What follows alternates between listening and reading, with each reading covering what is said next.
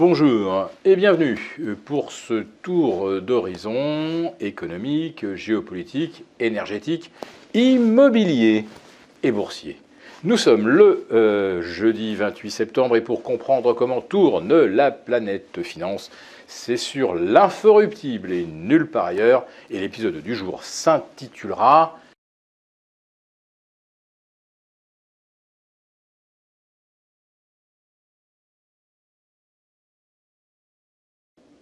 Allez, avant d'entrer dans le vif du sujet, on va commencer par détendre un peu l'atmosphère avec une petite vanne.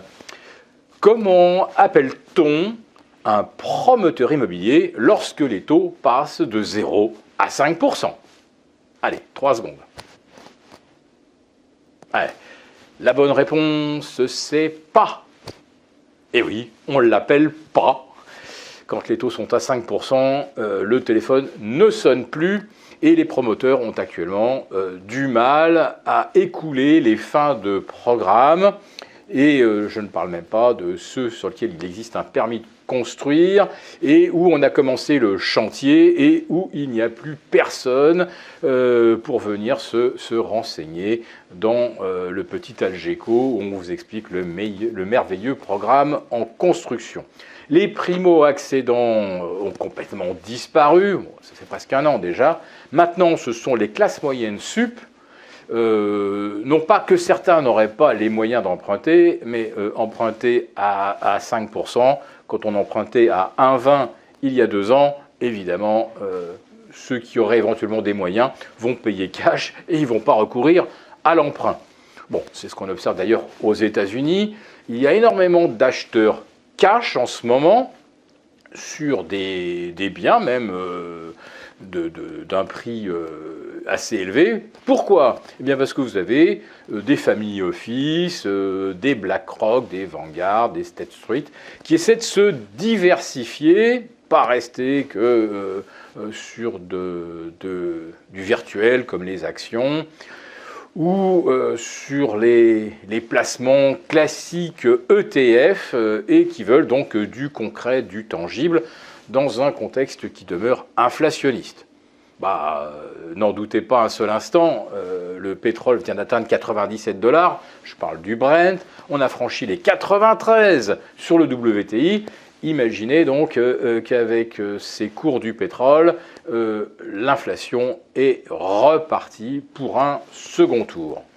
Alors quand l'énergie est très chère, que se passe-t-il? On regarde ce qu'il va en coûter de se chauffer, naturellement.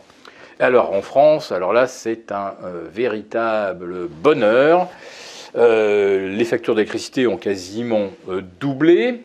Et si l'hiver est un petit peu rude, contrairement à 2022-2023, là, il y a des gens qui pourront carrément plus payer leur loyer. Il faudrait donc remettre des biens immobiliers sur le marché pour faire un petit peu baisser les prix, voire peut-être même les loyers.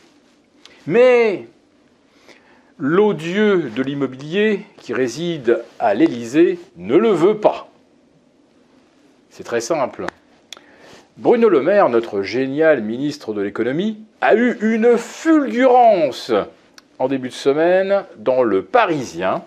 Il a confié son avis personnel, comme quoi, vu la pénurie de logements et les taux inabordables, peut-être serait-il judicieux de repousser le calendrier de mise en œuvre du fameux DPE. Autrement dit, vous ne pourrez plus louer des biens de catégorie G en 2025, catégorie F en 2027. Donc, pour que ces biens demeurent louables, il faudrait les rénover. Ça va en faire plus de 3 millions. Jamais on va y arriver. Donc, ça paraissait effectivement logique de repousser ce calendrier. Eh bien, l'Élysée a dit non.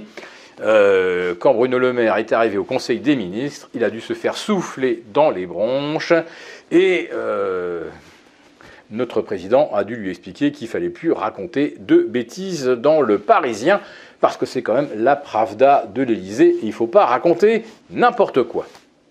Alors j'en profitais quand même, puisqu'on évoque les DPE, pour vous faire part de mon profond agacement.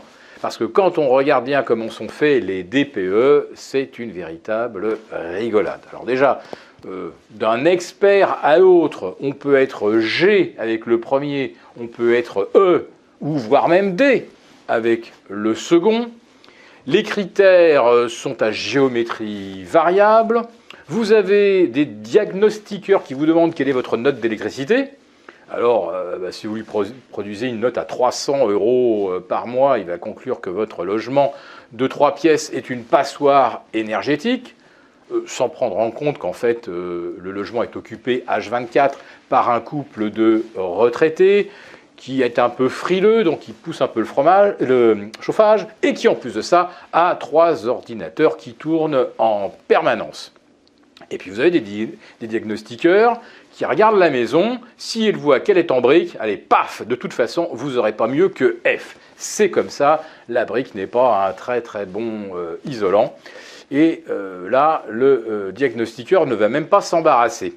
Vous avez aussi celui qui regarde les pièces, alors elles ont l'air bien isolées, mais comme il n'a pas la curiosité de mesurer si l'épaisseur d'isolant derrière le placo-plâtre est de 8, 10 ou 15 cm, quand il ne sait pas, il met 8.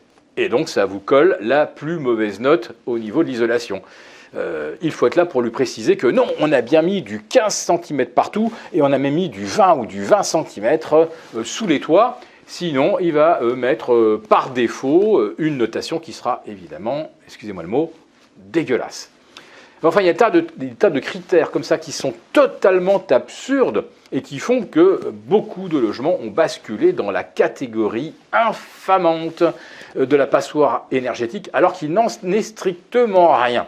Vous prenez par exemple un immeuble dans Paris, et notamment ceux qui exploitent justement l'office des HLM, ce sont pratiquement que des immeubles en briques. On ne peut évidemment pas mettre de pompe à chaleur. En sous-sol, il y a une centrale soit au fioul, soit au gaz. Bon, vous êtes mort. Si vous avez du gaz ou du fioul, de toute façon, vous allez avoir au maximum F. Et si vous n'avez pas les 15 cm d'isolant, vous serez en G. Je pourrais multiplier les exemples, mais ce serait trop long. Tout ça pour dire qu'on est en train d'orchestrer délibérément une pénurie de logements et que l'odieux de l'immobilier qui séjourne à l'Élysée ne veut pas qu'il en soit autrement. Merci beaucoup d'avoir regardé cette vidéo. N'hésitez pas à réagir dans les commentaires ou à liker et partager cette vidéo si le contenu vous a plu. Et pour ne rater aucune de nos prochaines émissions, vous pouvez vous abonner à notre chaîne et activer les notifications. Et pour plus de contenu, n'oubliez pas que le dernier rapport rédigé par nos experts est accessible en cliquant sur le lien de description. On se retrouve tout de suite dans les commentaires et je vous dis à très bientôt pour une prochaine vidéo.